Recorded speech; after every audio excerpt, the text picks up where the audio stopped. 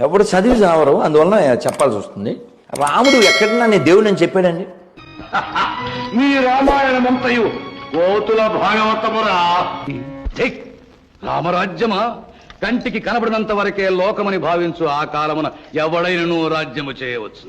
ఆది మానవుని కాలమున పాలకుడు లేక ప్రజలు సుఖులై జీవించలేదా?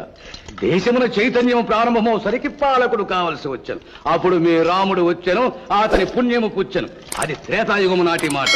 మరి ఈనాడు వ్యక్తిగతమైన ఉన్మాదములతో, విభిన్న నినాదములతో విప్లవాత్మక శక్తులు వివిధ పక్షములై విజృంభించిన ఈ యుగమున రమ్మను మీ రాముని స్థాపించమను రామరాజ్యము. ఏమి ఏ మారుమూలనో పడి ఉన్న కోసల పరణాధీశుడైన మీ రాముడు ఒక చక్రవర్తియా? ఎటులా మామగారైన జనక చక్రవర్తి ఆస్తిని కలుపుకొనియా? ఇతమాడిన నిష్ఠూరము గాని మీ రాముడు అడవుల వెంట గుట్టల వెంట తిరుగుటయే కాని అతడు ఏ రాజ్యము లేలేను